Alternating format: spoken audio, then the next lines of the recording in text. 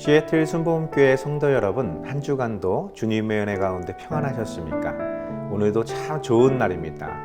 오늘 이 귀하고 복된 주일 아침 하나님께 정성껏 예배드리시고 하나님이 우리를 위해서 준비하신 그 크신 은혜 가운데 거하시기를 예수님의 이름으로 축원드립니다. 우리 다 같이 사도신경 하심으로써 4월 16일 셋째 주 주일 예배를 하나님께 드리겠습니다. 전능하사 천지를 만드신 하나님 아버지를 내가 믿사오며 그 외아들 우리 주 예수 그리스도를 믿사오니 이는 성령으로 잉태하사 동정녀 마리아에게 나시고 본디오 빌라도에게 고난을 받으사 십자가에 못 박혀 죽으시고 장사한 지 사흘 만에 죽은 자 가운데서 다시 살아나시며 하늘에 오르사 전능하신 하나님 우편에 앉아 계시다가 저리로서 산자와 죽은 자를 심판하러 오시리라. 성령을 믿사오며 거룩한 공예와 성도가 서로 교통하는 것과 죄를 사하여 주시는 것과 몸이 다시 사는 것과 영원히 사는 것을 믿사옵나이다. 아멘. 오늘 은혜 받으실 하나님의 말씀은 창세기 39장 21절에서 23절 말씀입니다. 창세기 39장 21절에서 23절 말씀을 다 같이 한 목소리로 봉독하시겠습니다. 여호와께서 요셉과 함께 하시고 그에게 인자를 더하사 간수장에게 은혜를 받게 하시매 간수장이 옥중 죄수를 다 요셉의 손에 맡김으로 그 재반 사물을 요셉이 처리하고 간수장은 그의 손에 맡긴 것을 무엇이든지 살펴보지 아니하였으니 이는 여호와께서 요셉과 함께 하심이라. 여호와께서 그를 범사에 형통하게 하셨더라. 아멘. 함께 봉독하신 말씀을 가지고 형통한 삶이라는 제목으로 은혜 나누겠습니다. 사람들은 모두 다 자신이 계획한 일들이 잘 풀리고 그것이 성공하기를 바랍니다. 그러한 삶을 가리켜 형통한 삶이라고 말하는 것이죠. 우리 크리스찬들 중에도 이런 형통한 삶을 살고자 교회를 다니는 사람들도 참으로 많이 있습니다. 아마도 모든 크리스찬들도 이 세상을 살면서 많은 사람들에게 인정받고 존경받는 그러한 인생을 살고 싶은 거겠죠. 그런 까닭에 우리 크리스찬들은 하나님 앞에 나와 간절히 기도하는 것입니다. 하나님, 나를 도와주십시오. 나와 함께 해주십시오. 내가 하는 모든 일들을 도와서 그 모든 것이 잘 이루어질 수 있도록 하나님 은총을 베풀어 주옵소서라고 기도하는 것입니다. 그런 간절한 기도, 그 간구가 응답받게 되었을 때, 즉 우리가 바라던 것들이 이루어지게 되었을 때 우리가 신앙생활을 함에 있어서 큰 기쁨을 누리는 것이죠. 그런데 우리의 주변을 살펴보면 하나님께 기도를 하고 또 하나님 말씀대로 하나님 뜻대로 정직하게 살아감에도 불구하고 그가 하는 일이 잘 풀리지 않고 자신이 원하지 않던 방향으로 가는 경우들도 흔히 볼 수 있습니다. 내가 기도를 열심히 했음에도 불구하고 하나님 말씀대로 살았음에도 불구하고 그 일들이 잘못돼 가고 있을 때 그는 깊은 고민에 빠지게 됩니다. 내가 무엇인가 하나님의 뜻에서 벗어난 삶을 사는 것이 아닐까? 내가 하나님이 원치 않는 일들을 행해서 그런 것일까? 자기 자신을 되돌아보는 그런 사람들도 종종 보게 됩니다. 또 어떤 분들은 자신이 계획한 것, 자신이 준비한 것, 자신이 원하는 것, 이것이 이루어질 때까지 정말 금식하며 하나님께 매달리며 작정하여 기도하는 그런 적극적인 태도를 가지신 분들도 종종 보게 됩니다. 이러한 모습들만 보아도 알 수 있듯이 사람에게는 누구에게나 성공하고 싶고 잘 되고 싶고 형통한 삶을 살고 싶어 한다라는 것이죠. 참으로 다행인 것은 하나님께서는 우리에게 형통한 삶을 약속해 주셨다라는 것입니다. 그렇다면 우리는 성경에서 말하는 형통한 삶에 대하여 살펴보아야 할 것입니다.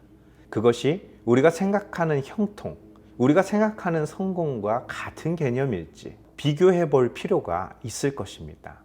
창세기 39장 21절에서 23절 말씀을 살펴보면 여호와께서 요셉과 함께 하시고 그에게 인자를 더하사 간수장에게 은혜를 받게 하심에 간수장이 옥중 제수를 다 요셉의 손에 맡김으로 그 재반 사물을 요셉이 처리하고 간수장은 그의 손에 맡긴 것을 무엇이든지 살펴보지 아니하였으니 이는 여호와께서 요셉과 함께 하심이라. 여호와께서 그를 범사에 형통하게 하셨더라. 아멘. 여호와께서 요셉과 함께 하셨다라는 말씀과 여호와께서 그를 범사에 형통하게 하셨다라는 말씀은 참으로 은혜가 되는 말씀입니다. 그런데 문제는 지금 그는 죄수의 신분으로 감옥에 갇혀 있었다라는 것이죠. 죄수의 신분으로 감옥에 갇혀 있는 것이 어찌 형통한 삶이라고 말할 수 있겠습니까? 간수장으로부터 인정을 받았던 것과 그가 하는 모든 일이 형통했던 것이 성공한 인생이라고 말할 수 있을까요? 아니, 그것만으로 행복하다라고 말할 수 있겠습니까? 물론 인정을 받게 되고 일이 잘 풀릴 때 소소한 기쁨을 누리기도 하겠죠. 하지만 그곳에서 인정을 받은 들, 그곳에서 하는 모든 일들이 잘 된 들, 그는 죽을 때까지 그 감옥에서 죄수로 살 수밖에 없었다라는 것이죠. 그런데 성경은 그런 요셉을 향하여 그가 하는 모든 범사가 형통했다라고 말하고 있는 것이죠. 심지어는 하나님께서 요셉과 늘 함께 하셨다라고도 기록되어 있다는 것입니다. 하나님과 함께 하는데, 하나님이 늘 범사에 형통케 하셨는데 왜 그는 그곳에서 다른 죄수들을 돌보고 있어야만 했던 것일까요? 요셉을 향한 이러한 평가는 이 이전에도 있었습니다. 창세기 39장 2절에서 6절 말씀입니다. 여호와께서 요셉과 함께 하심으로 그가 형통한 자가 되어 그의 주인 애굽 사람의 집에 있으니 그의 주인이 여호와께서 그와 함께 하심을 보며 또 여호와께서 그의 범사에 형통하게 하심을 보았더라. 요셉이 그의 주인에게 은혜를 입어 섬김에 그가 요셉을 가정 총무로 삼고 자기의 소유를 다 그의 손에 위탁하니 그가 요셉에게 자기의 집과 그의 모든 소유물을 주관하게 한 때부터 여호와께서 요셉을 위하여 그 애굽 사람의 집에 복을 내리심으로 여호와의 복이 그의 집과 밭에 있는 모든 소유에 미친지라. 주인이 그의 소유를 다 요셉의 손에 위탁하고 자기가 먹는 음식 외에는 간섭하지 아니하였더라. 요셉은 용모가 빼어나고 아름다웠더라. 아멘. 요셉의 주인 보디발은 여호와 하나님께서 요셉과 함께 하신다는 것을 느낄 수 있었습니다. 그가 하는 모든 일들이 다 잘되고 형통했기 때문이죠. 그래서 그는 요셉을 가정 총무로 삼고 자신의 먹는 음식 외에는 그가 하려는 대로 다 내버려 두었습니다. 그가 계획한 것, 그가 하는 모든 일들이 모두 다 성공적으로 맞춰졌기 때문이죠. 이것이 요셉이 감옥에 갇히기 전 그에게 주어진 삶이었습니다. 그의 주인 보디발이 그를 너무나 아끼고 그에게 모든 것을 맡길 정도로 그를 신임하고 인정하고 있었다 할지라도 결국 그는 죽을 때까지 노예로 살아야 되는 그런 처지였다라는 것이죠. 이것을 성경에서는 형통한 삶이라고 말하고 있지만 정작 이러한 삶을 살고 있는 사람들이 세상 사람들 앞에서 나는 성공한 사람입니다. 나는 형통한 사람입니다. 하나님이 나와 함께 하심으로 내가 이렇게 복을 받았습니다. 라고 간증할 수 있겠습니까? 아마도 대부분의 사람들은 말하기를 아유, 주인에게 인정받고 하는 일이 다 잘 되면 뭐합니까? 그래봐야 노예 신분인데 다 주인한테 좋은 것이 그것이 나에게 무슨 소용이 있겠습니까? 라고 말할 것입니다. 바로 이것이 성경에서 말하고 있는 형통함과 우리가 바라고 우리가 생각하는 형통함이 다르다는 증거인 것이죠. 그렇다면 성경에서 말하고 있는 형통한 삶이라는 것은 도대체 무엇인가? 우리가 진지하게 고민해 보아야 할 것입니다. 이 두 본문을 살펴볼 때 공통된 것이 있습니다. 바로 여호와 하나님께서 요셉과 늘 함께 하셨다라는 부분입니다. 그것을 지켜보던 보디발과 간수장도 느낄 수 있을 정도로, 아니 그것을 느끼는 정도가 아니라 그에게 나의 모든 것을 맡길 만큼 그를 신뢰할 수 있을 정도로 그가 손대는 것마다 잘 된다는 것을 경험하게 됐다라는 것이죠. 결국 그들에게도 이득이 있으니 그에게 모든 것을 맡긴 것 아니겠습니까? 평소 같으면 자신들의 유익을 위해서 신경을 써야 했던 모든 것들을 이 요셉에게 맡겼다라는 것입니다. 심지어는 그에게 맡긴 것을 돌아보지도 않았다라고 말합니다. 하찮은 일을 맡긴 것이 아닙니다. 그 집안에서 일어나는 모든 것을 맡겼다는 것이죠. 왕을 호위하는 친위 대장입니다. 그의 집안을 드나드는 사람들, 얼마나 높은 고위직에 있는 사람들이겠습니까? 연회를 베풀어 그들을 접대하고 또 주인의 재산을 불리기 위해서 여러 가지 매매와 매수를 하는 모든 과정 속에서 주인은 그가 하고 싶은 대로 하도록 내버려 두었다라는 것이죠. 결국 성경에서 말하고 있는 형통함이란 그의 신분 고하를 말하는 것이 아닙니다. 그가 얼마나 존귀한 자가 되었는지, 그가 얼마나 훌륭한 사람이 되었는지, 그가 남보다 얼마나 높이 올라가고 남들이 감히 넘볼 수 없을 정도로 우러러볼 수 있는 존재가 되는 것이 성경에서 말하고 있는 형통의 삶이 아니라는 것입니다. 물론 요셉은 누구도 감히 쳐다볼 수 없을 정도로 높은 애굽의 국무총리의 자리까지 올라갑니다. 바벨론의 포로로 끌려갔던 다니엘은 비록 처음 그의 신분은 포로였지만 그는 바벨론 제국의 왕 다음으로 높은 총리의 자리에 올라갈 수 있었으며, 심지어는 새로운 제국이 세상의 주권자가 되었을 때 역시도 다니엘은 왕 다음으로 높은 자리에까지 오를 수 있었다라는 것입니다.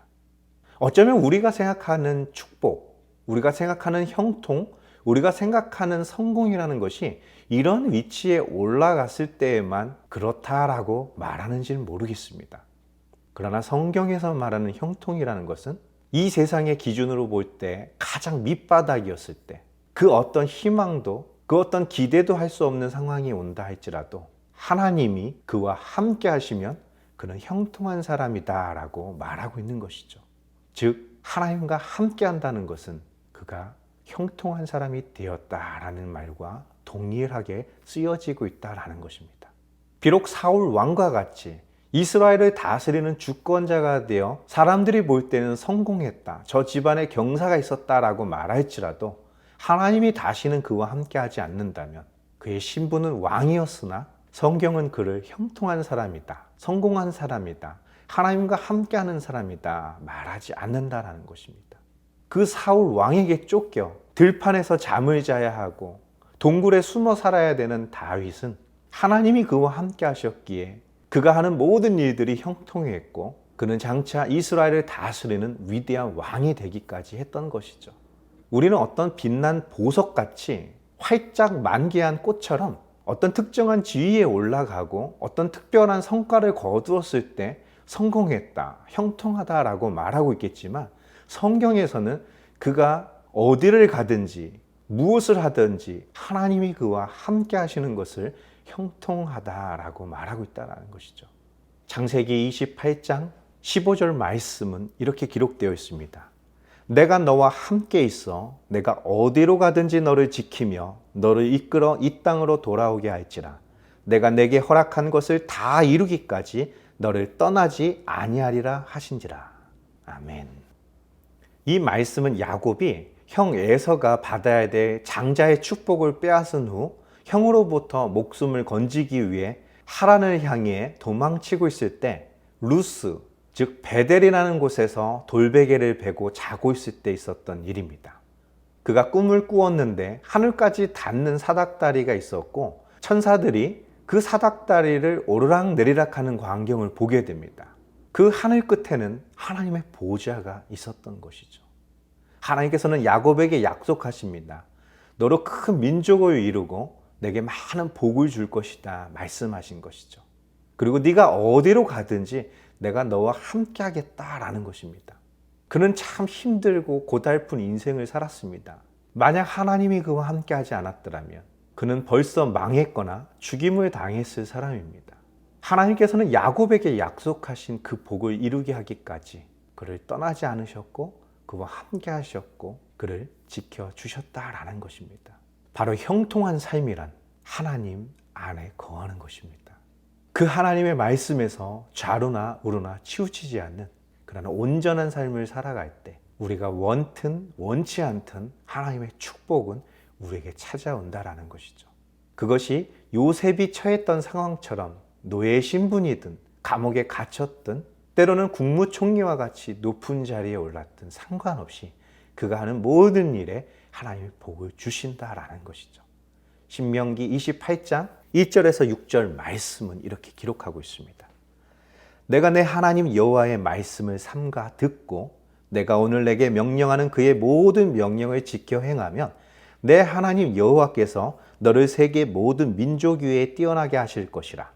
내가 내 하나님 여호와의 말씀을 청종하면 이 모든 복이 내게 임하며 내게 이르르니 성읍에서도 복을 받고 들에서도 복을 받을 것이며 내 몸의 자녀와 내 토지의 소산과 내 짐승의 새끼와 소와 양의 새끼가 복을 받을 것이며 내 광주리와 떡반죽 그릇이 복을 받을 것이며 내가 들어와도 복을 받고 나가도 복을 받을 것이니라.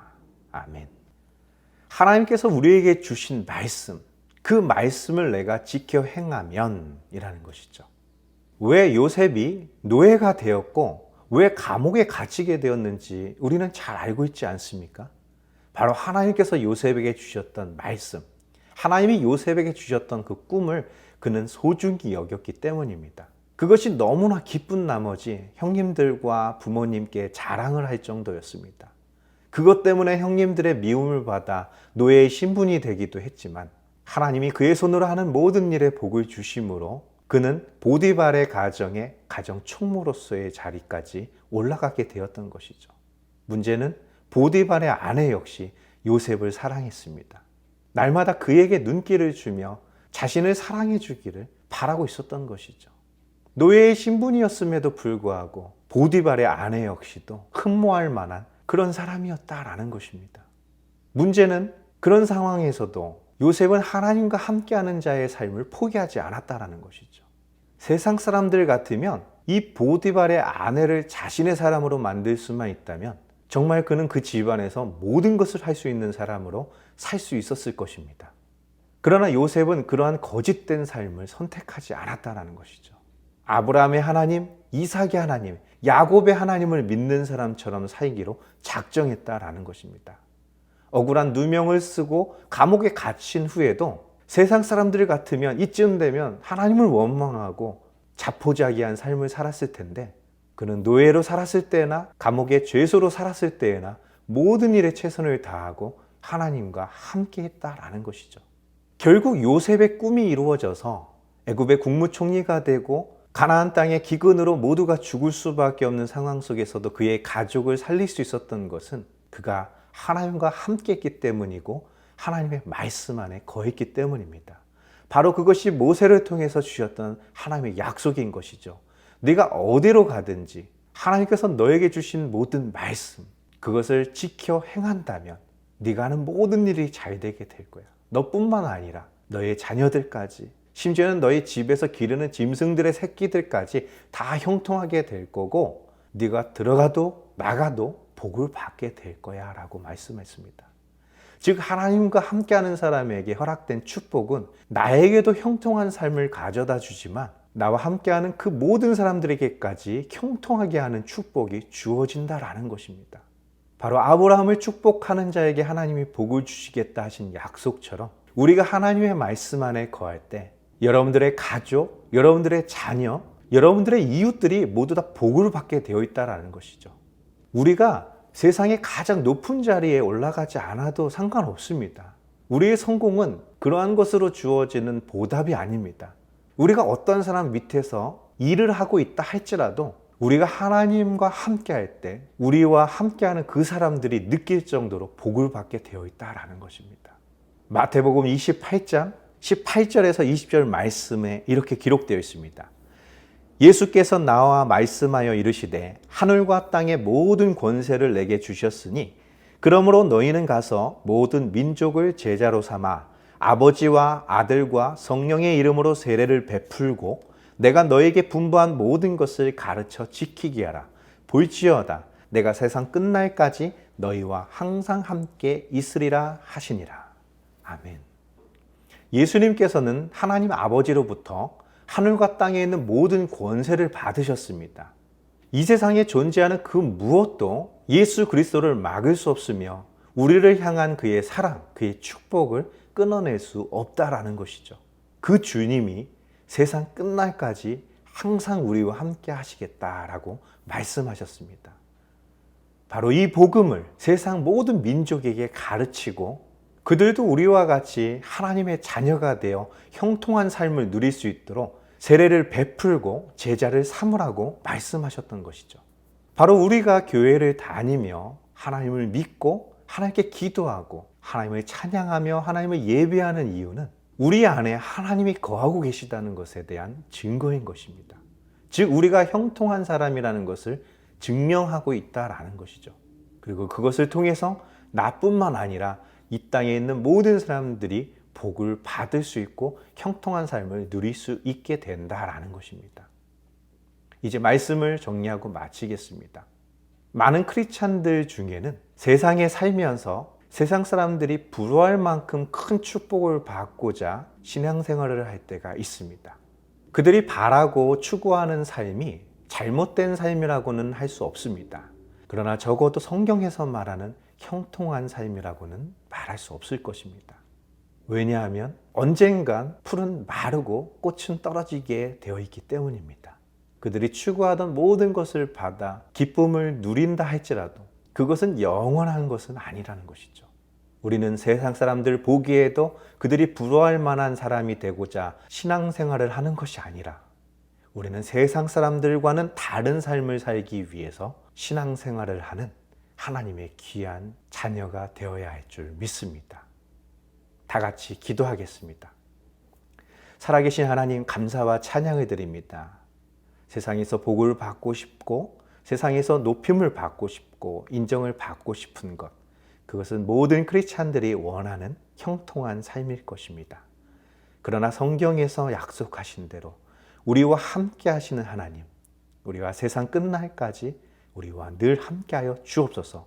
그로 말미암아 우리가 어떤 상황에 처하든지 우리가 무엇을 하든지 하나님이 형통케 하시는 그러한 축복을 누리게 도와주시옵고 우리뿐만 아니라 우리와 함께하는 모든 이웃들이 다 복을 받아 그 살아계신 하나님을 인정할 수 있고 그들도 우리와 같이 그 하나님의 자녀가 되게 도와주시옵소서.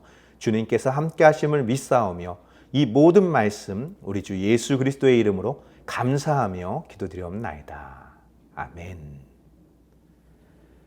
우리 다 같이 주기도문 하심으로써 4월 16일 셋째 주 주일 예배를 모두 마치겠습니다. 하늘에 계신 우리 아버지여, 이름이 거룩히 여김을 받으시오며 나라가 임하시오며 뜻이 하늘에서 이루어진 것 같이 땅에서도 이루어지리이다. 오늘 우리에게 일용할 양식을 주시옵고 우리가 우리에게 죄 지은 자를 사하여 준 것 같이 우리 죄를 사하여 주시옵고 우리를 시험에 들게 하지 마시옵고 다만 악에서 구하시옵소서. 나라와 권세와 영광이 아버지께 영원히 있사옵나이다. 아멘. 세상 사람들보다 잘되고 세상 사람들보다 높은 지위를 갖는 것이 형통한 삶이라고 말할 수 없습니다.